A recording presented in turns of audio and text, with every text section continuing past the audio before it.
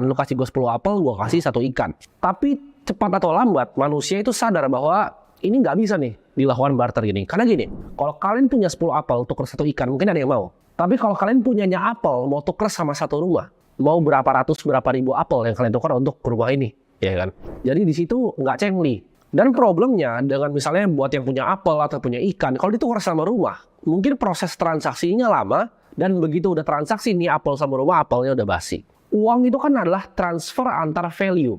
Transfer antara value. Barter kalian punya apa? Transfer value. Manusia itu ras yang pintar dan sangat cepat beradaptasi. Jadi kalau metode transfer value-nya ini lebih jelek dibanding yang baru, dia cepat untuk pindah. Habis dari pertama kali barter, kita coba untuk pakai kerang gitu.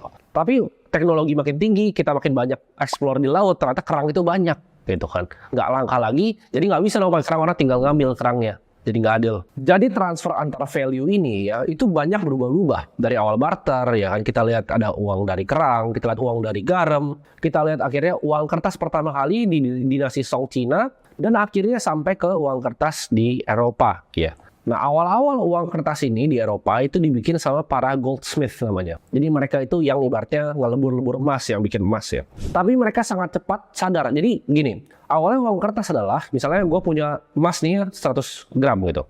Gue kasih lu kertas bukti bahwa lu punya emas di gua nih. Gue pegangin emasnya, lu ambil kertasnya bahwa lu punya emas ini. Jadi awalnya itu adalah kontrak untuk emas. Tapi seiring berjalannya waktu, manusia kan serakah. Nah, orang-orang para yang bikin emasnya ini mikir, kalau gue bohongin dia gimana ya? Jadi gue bilang aja ini kontrak emas 100 gram kan kertas doang, emasnya nggak usah ada.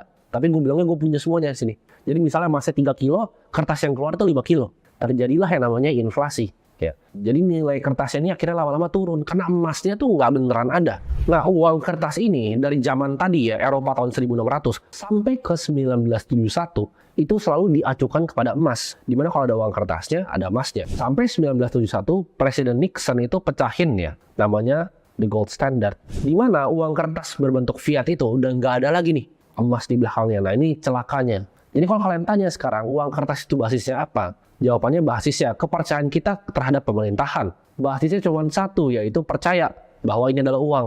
Ini bisa transfer of value. Itulah kenapa kalau kita lihat ya, kalau zaman dulu itu bakso tuh bisa 200 perak gitu. Kenapa bahkan barang-barang yang kita konsumsi ya seperti rumah, jasa yang kita konsumsi seperti pendidikan itu naiknya drastis, bisa 10-15% per tahunnya. Harga cabainya kita lihat naik terus ya. Itu yang kita bisa lihat sehari-hari di pasar. Nah, itu kenapa? Ya, jawabannya adalah karena kertas tadi dicetak oleh bank sentral kita terus-terusan tanpa basis apapun.